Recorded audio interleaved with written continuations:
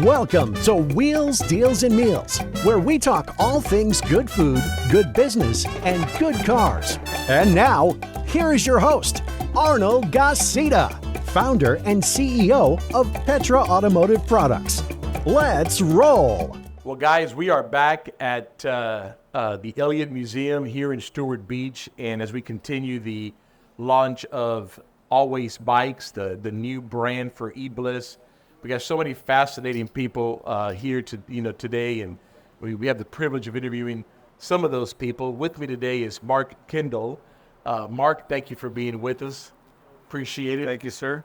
He is the CEO of Previdence, which is a charity, right?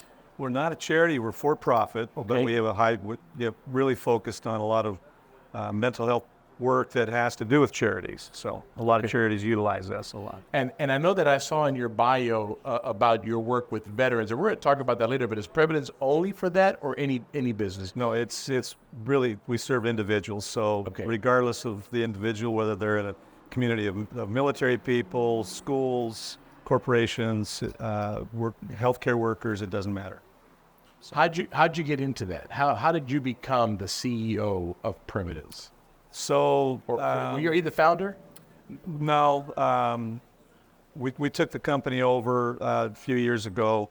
I'm kind of a serial entrepreneur. I like to build things and find projects and technologies that I get passionate about.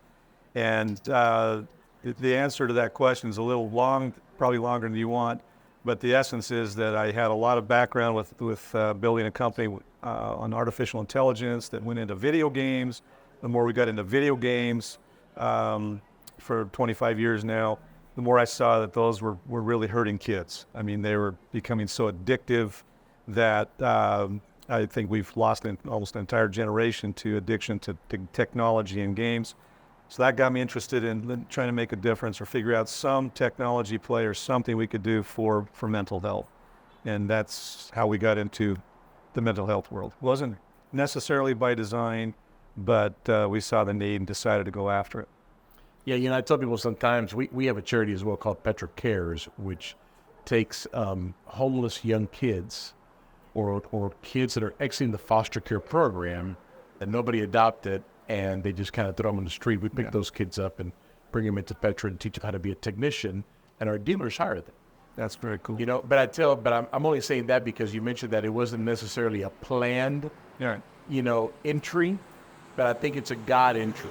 It is. I do believe that God put us in the right place at the right time. Absolutely. Because this wasn't our plan to do Petra Cares either. Yeah. One day I'll tell you the story, but it was a complete 180 of what we wanted to do.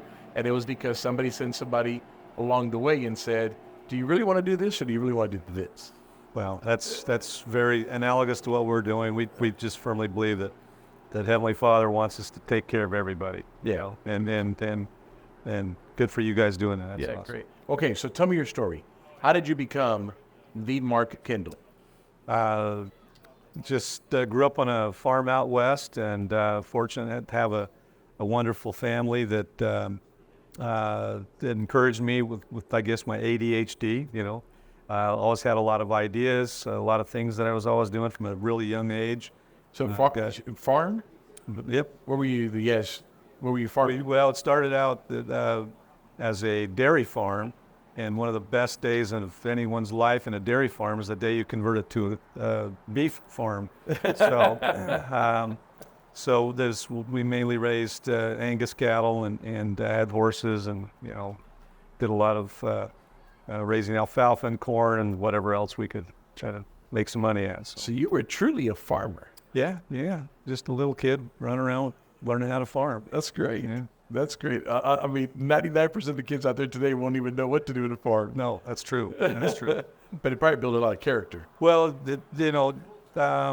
grateful for it because it taught us the value of work, and we're not afraid of work. And we've been able to transfer that to my 5 kids, and we live on a ranch now that we've raised them in the same way. And so, but I've always been interested in crazy ideas that I'll come up with, and we've been fortunate over the years to have built some really fun companies. And all right, so to go back to your story, so you grew up in a farm, and even while I was farming, growing up, I was always I loved athletics, so I kind of grew up in the locker room and on the farm, and yet my parents said, well, if you want to, earn some money for a new bike or whatever, I had to go dig fence post holes or slop the pigs or do something. And so, but I started a little company, and it took off, and then I got invited to come in on another company that took off, and then I left Utah for a couple of years and served a mission for my church in Spain.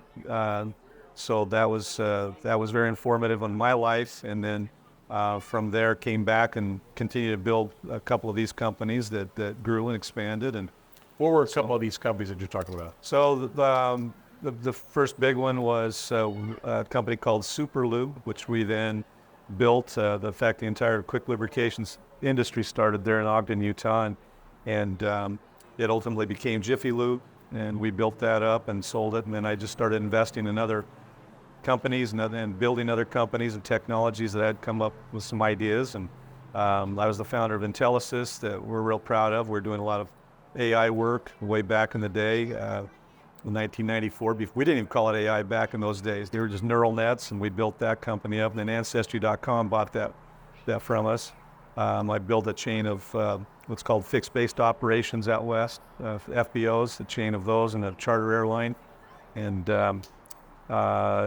some other technologies along the way, and we embedded, as I said, our AI engines into video games, and we've now done over 30 major video games that for Sony, Microsoft, Nintendo. These are like video games that would go in Xbox, whatever. Console games, some handheld mobile games, PC-based games. So big, some big brands. We did. So are you creating the games, or are you creating the technology for people to create the games? We created the actual games. No kidding. Yeah. And we also built our own tools. So can you name a famous game that you guys created? We did Starcraft, Brood Wars, James Bond 007, NFL Legends, Tom Clancy, Rainbow Six. I got to look at my younger crew too. Yeah, they're because you're talking to me and I'm like, they're big games. They've done several $1 billion in sales, so they're big games. Wow. And, but along that way, that's why I got interested in the mental health platforms and what we're doing there. So we still have our entertainment group. We've expanded out. We had a lot of movie studios come to us and say, "Hey, we're coming out with this next big movie. Will you guys come and build a video game for us?" And we said, "Sure." So we've done E.T. for Spielberg. We did Round the World in 80 Days. Van Helsing for Joshua, was it not in Vivendi? What Universal? Sorry, Universal. Yeah, Universal Studios. So that company's still around. We're part still, of that company. Yeah, that's still very active. We've got some movies in pre-production now, and we've got some other video games that we're really excited about. So that's still. Do you also run that company? I do. Yeah. Okay. So you got that company, and then you got Previdence. Yeah. Any other ones that you're running right now currently? We still keep an AI team going. We're doing some cybersecurity work and some other interesting things, some deep dives into some data sets that are some of them are classified. It's okay. No problem. I asked because it's, I was talking to somebody yesterday too, and I loved his humbleness. And sitting here with you and just hearing all of the projects you've worked on throughout your life and you're still involved with, but yet you're so humble, and I love that. I love that because the worst thing you want to do is be that cocky guy that makes it in life, and he's so cocky about it, right? You've done great things. You're doing great things, not only in business, not only for profit, but also helping people. And you're just that guy, you're just a calm. Well, you said it earlier with what you're doing with the foster kids. My wife and I decided many years ago, where could we go and spend not only time but some blessings that we've had, and I created a what I call a barometer of misery. And I thought, well, what group or what population out there is really the most miserable, that really needs help? And we decided it was orphans.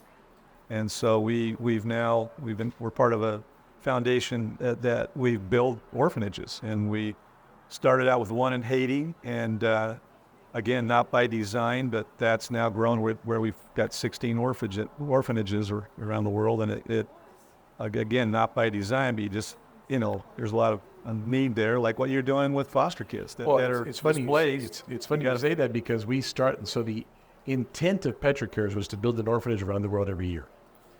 Because I had the privilege of working with a charity called Giving Hope out of New Orleans with Troy Duhan, and he builds an orphanage somewhere around the world every year. So we built one in 2019 in Brazil, still going strong. And so I came back and I said, all right, I want to do that. I want to copy that. I want to do an orphanage somewhere around the world. And then we had a local judge, a very famous local judge, who came into our board meeting as we're developing this foundation and says, do you want to do that, or do you really want to do something that's not sexy, not pretty, but is needed and nobody cares about? And when he told us the statistics, so these kids that exit the foster care program, within 3 years, 80% are dead in jail or homeless. Dead in jail or homeless. The average life expectancy is 23 years. So he says, so do you want to go build an orphanage somewhere around the world, or do you want to help these kids? Yeah. And so, again, not my idea. It was a God idea. Yeah. Somebody came in, you do a 180, you do it. But it's there's needs everywhere. Orphanages, here at home, veterans, mental, issues. It's good to see successful business people. Sometimes people have an idea that successful business people are greedy, right? And it's all about them. I have met very few greedy, successful people. There are some, so don't get me wrong. Yeah. But I've met more often than not extremely successful people that will take out their checkbook and help solve a solution and write you a check and want to give back. Yeah. Very seldom does that not happen. Yeah. And you're one of those. You're one of those examples.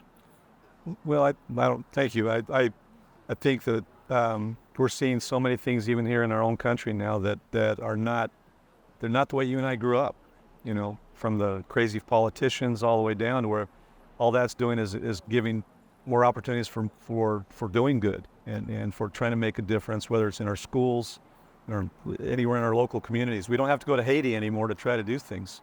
There's a lot of people right around here that we've got to, reach out and help them. So if you had to look back at your career, what are 3 things that you would say these 3 things made Mark? Take a deep breath. God, family, and country. Okay, fair enough. That's good enough, right?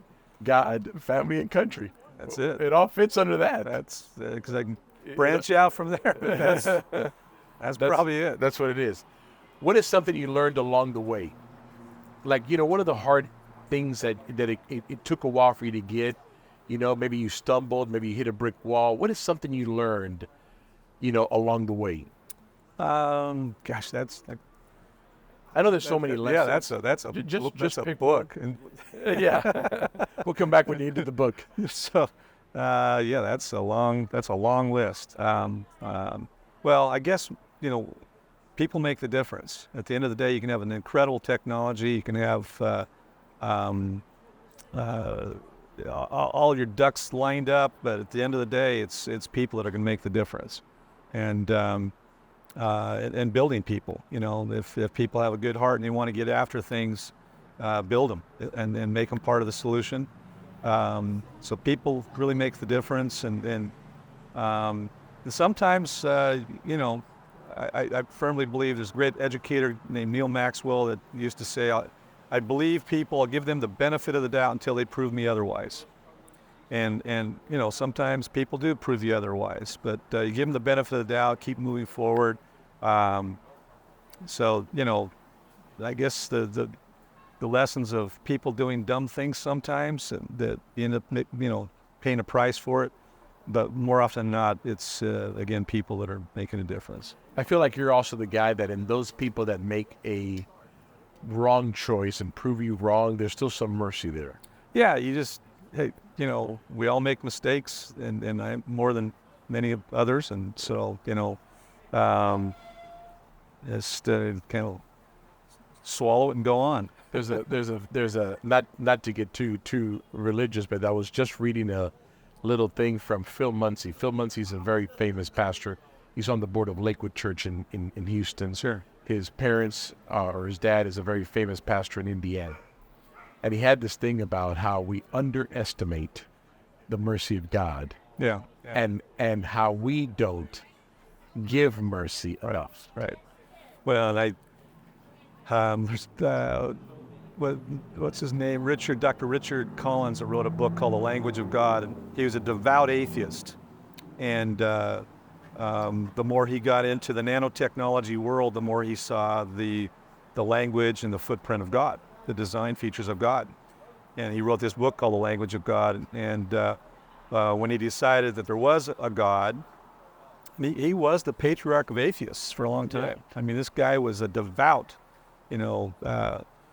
atheist, and he finally said that the one principle, when he looked at all the religions, the one principle that set him up as a Christian was the principle of forgiveness.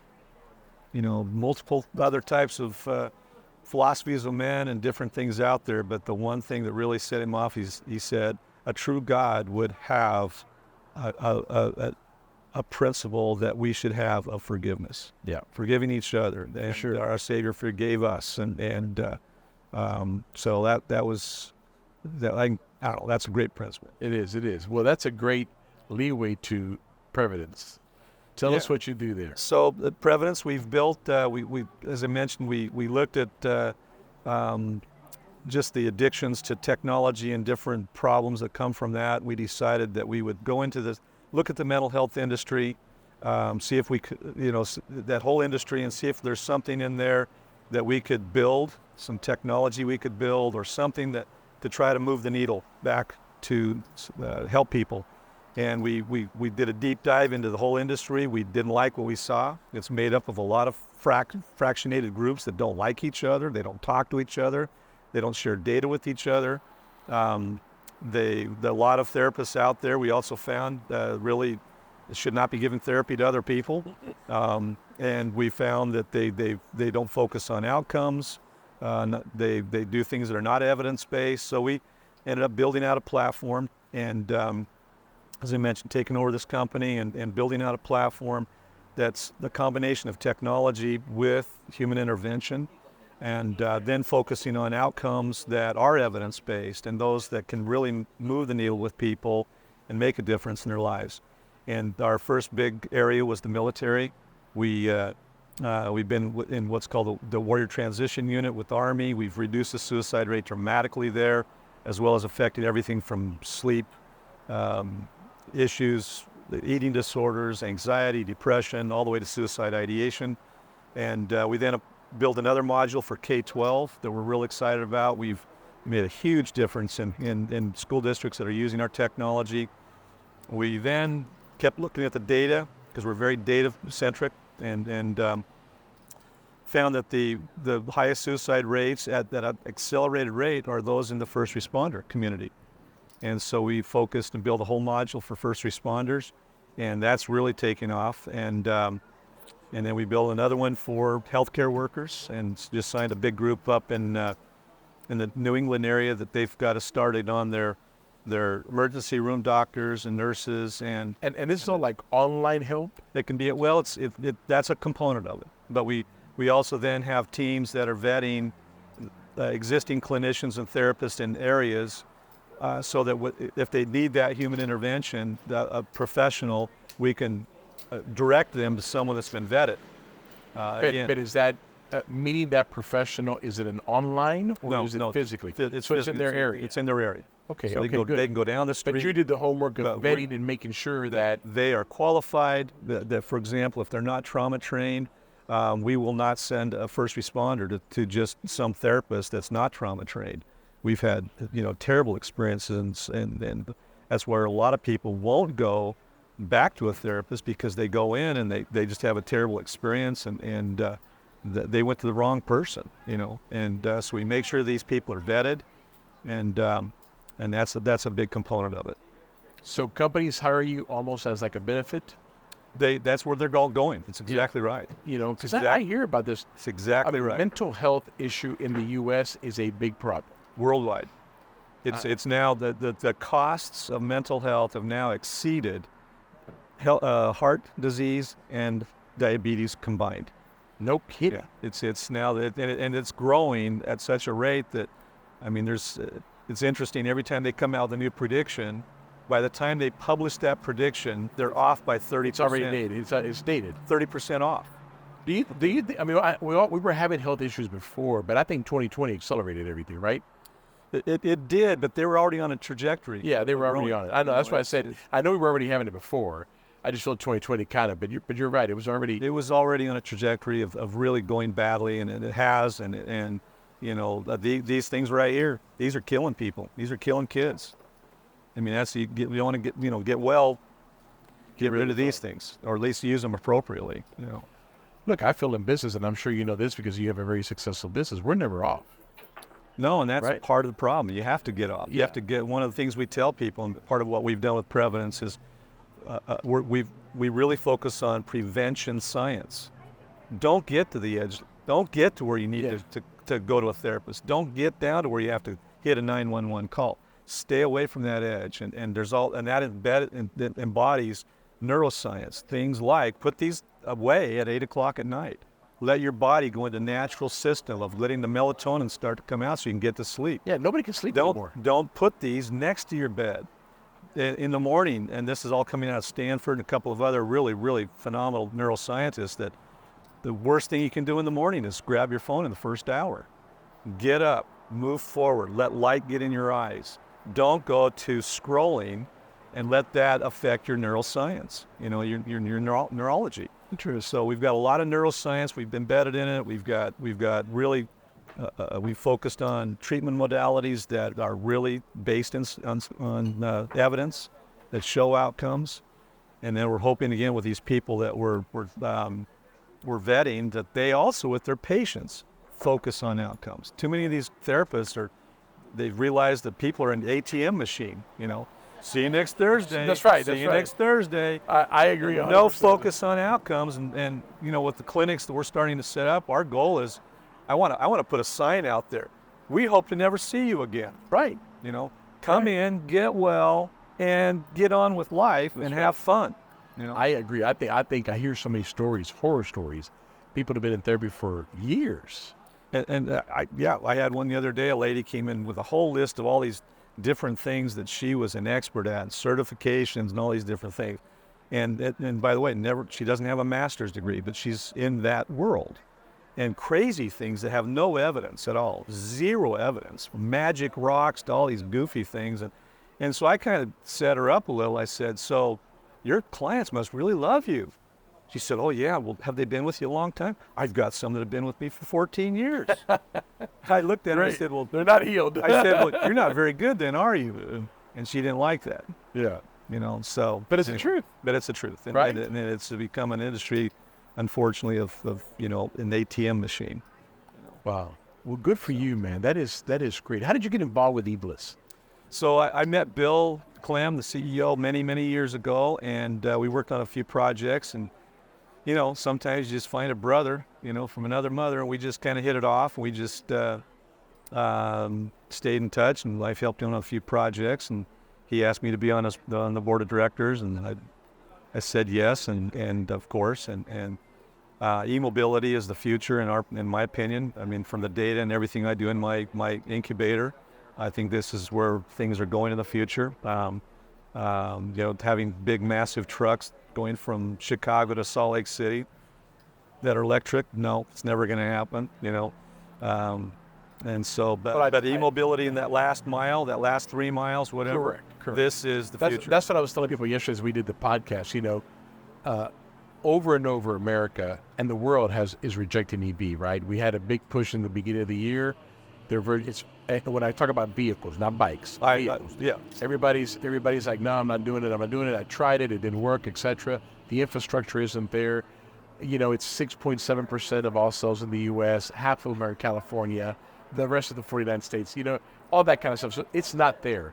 But when it comes to bike, the guy driving the big F-150 truck, will do an EV bike. Absolutely. You know, and yesterday we were talking to somebody that gave us, I think it was Pat, he gave us the statistics, right?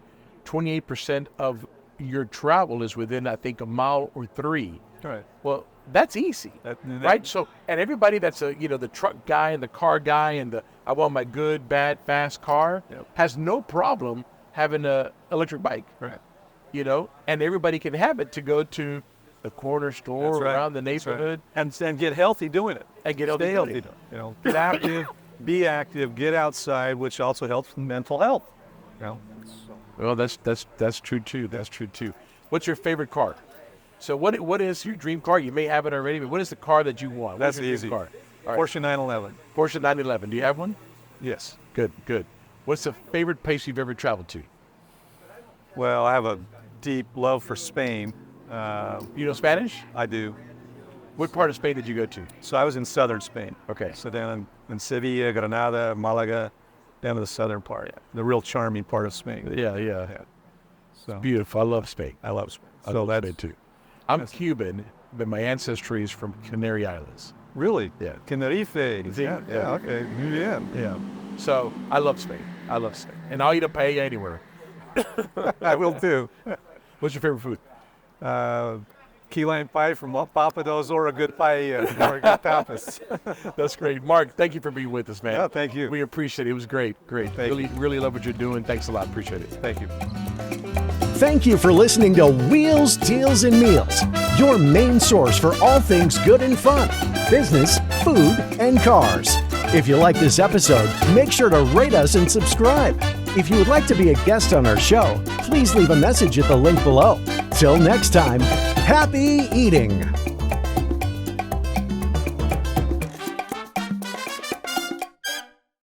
Hey, we're here at the Alien Museum filming a bunch of episodes for you guys. If you like the upcoming episodes or any of our episodes, give us a thumbs up, subscribe, like, comment, share. We need you to be part of the team. Thank you.